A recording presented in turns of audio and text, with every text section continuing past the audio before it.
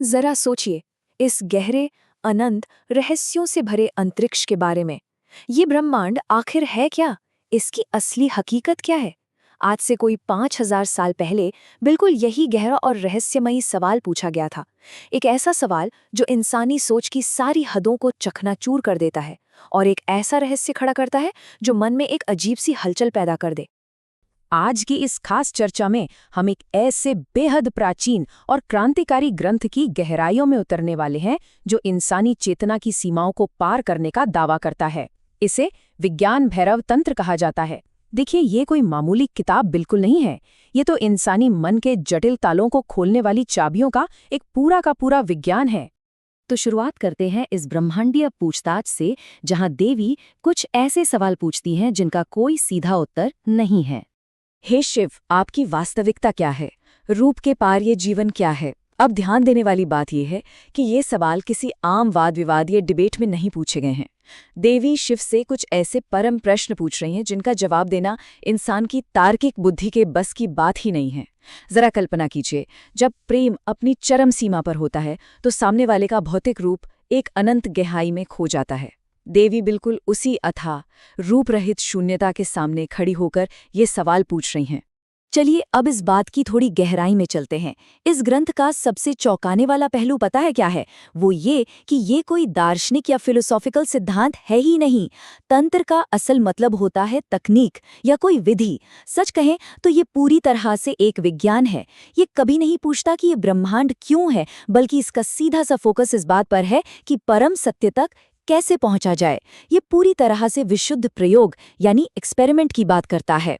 यहाँ हम दर्शन शास्त्र यानी फिलॉसफी और तंत्र विज्ञान के बीच का एक बहुत ही बुनियादी अंतर देख सकते हैं।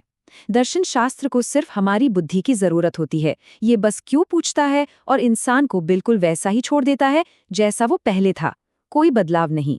लेकिन दूसरी तरफ है ये प्राचीन विज्ञान जो हमारे पूरे अस्तित्व के पूर्ण रूपांतरण की मांग करता है। यहाँ सिर्फ सोचने या विचार करने से काम नहीं चलता, बल्कि खुद को पूरी तरह से मिटाकर एक गहरे प्रयोग में उतरना पड़ता है। अब आते हैं प्रेम के माध्यम पर कि कैसे ये बुद्धि और तर्क को पूरी तरह दरकिनार कर देता है। हमारी बुद्धि और तर्कों को चकमा देने के लिए ये विज्ञान एक बेहद हैरान करने वाले मीडियम का इस्तेमाल करता है, और वो है प्रेम। देखिए, तार्किक भाषा हमेशा आक्रामक और अहंकार से भरी होती है। उसका इकलौता मकसद बस खुद को सही साबित करना होता है। लेकिन इसके बिल्कुल उलट प्रेम की भाषा बेहद ग्रहणशील और करुणामय होती है। किसी भी उच्च ज्ञान को तभी सोखा जा सकता है जब हमारा मन लड़ने झगड़ने के बजाय पूरी तरह से खुला हुआ हो। जब कोई मास्टर के साथ सच में एक हो जाता है ना, तो वहाँ कोई बहस नहीं होती, कोई तर्क वितर्क नहीं होता। इंसान बस चुपचाप ग्रहण करता है। जब प्रेम मौजूद होता है तो हमारे बचाव की, हमारे डिफेंस की वो सारी ऊंची दीवारें अपने आप गिर जाती हैं। अतीत पीछे छूट जाता है और बचता है तो सिर्फ और सिर्फ वर्तमान क्षण। उसी एकदम खुले और शांत मन में ज्ञान का बीज बोया जा सकता है।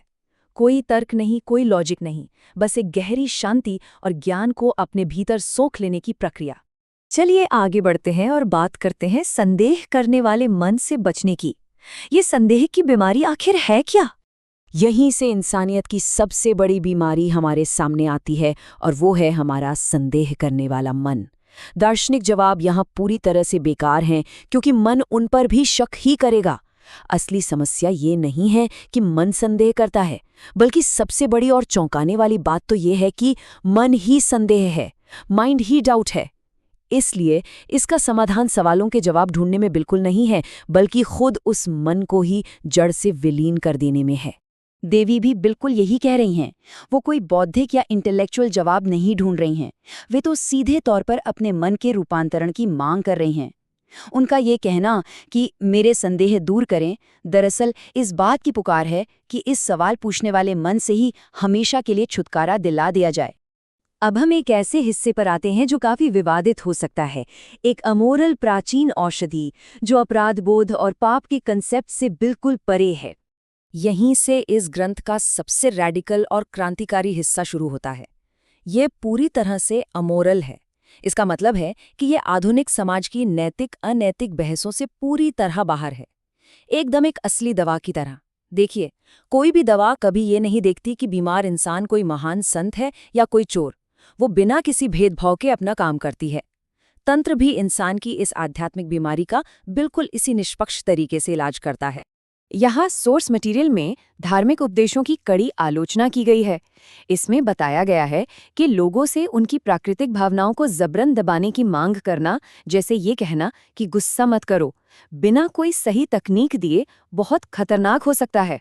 ऐसा करने से इंसान के अंदर सिर्फ अपराध बोध और अपर्याप्तता की गहरी भावनाएं पैदा होती हैं, और फिर इसी हीन भावना का फायदा उठाकर बड़ी बड़ी संस्थाएं खड़ी की जाती हैं, जो बदलाव के लिए कोई भी वास्तविक तकनीक देने में पूरी तरह फेल रहती हैं। तो यहाँ सबसे अहम बात यह है कि मन और कुछ नहीं, बस एक सूक्ष्म पदार्थ है जिसे वैज्ञानिक रूप से बदला जा सकता है।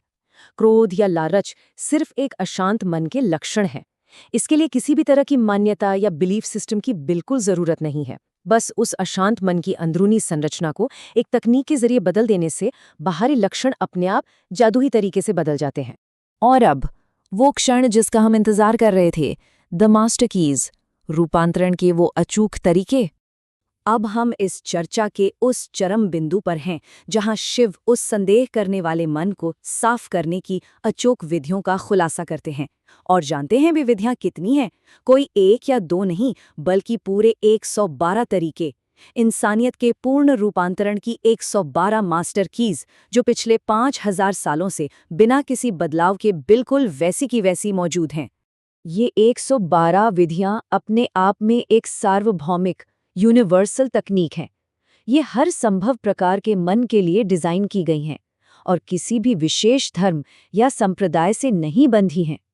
इनके अभ्यास के लिए किसी मंदिर, किसी कर्मकांड या किसी सिद्धांत की कोई जरूरत नहीं है। इसमें तो खुद हमारा मानव शरीर ही एक प्रयोगशाला बन जाता है, जो बस इस बात का इंतजार कर रहा है कि कोई हिम्मत जुटाए और इन प्रयोगों को करके देखे। और ये बहुत ही शानदार तरीके से दिखाता है कि साधक को इन विधियों को कैसे आजमाना चाहिए। ये पूरी तरह से एक साइंटिफिक अप्रोच है। निर्देश बहुत साफ है। शुरुआत में किसी भी विधि को बहुत ज्यादा गंभीरता से नहीं लेना है। बस 3 दिनों तक एक खेल की तरह बिल्कुल हल्के फुल्के ढंग से इसके साथ खेलें। अगर वो विधि काम कर जाए, भीतर कुछ जगा दे, सिर्फ और सिर्फ तभी उसे 3 महीने तक पूरी गंभीरता के साथ करना है। ये समझना बहुत जरूरी है कि ये विज्ञान किसी मोक्ष या स्वर्ग को पाने की कोई अंधी दौड़ नहीं है।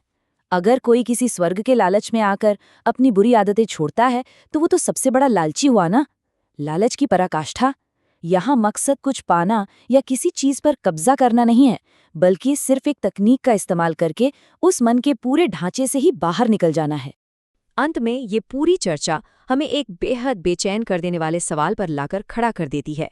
क्या इंसानी तर्क, हमारी ये सीमित बुद्धि, कभी हमें परम सत्य तक ले जा सकती है? या फिर अब समय आ गया है उन 112 प्राचीन चाबियों को आजमाने का? ये सवाल हमेशा हमारे जहन में गूंजता रहेगा कि क्या इंसानियत अपनी पुरानी मान्यताओं को छोड़कर सच्चे रूपांतरण की उस अज्ञात रहस्यमयी गहराई में छलांग लगाने का साहस कभी जुटा पाएगी?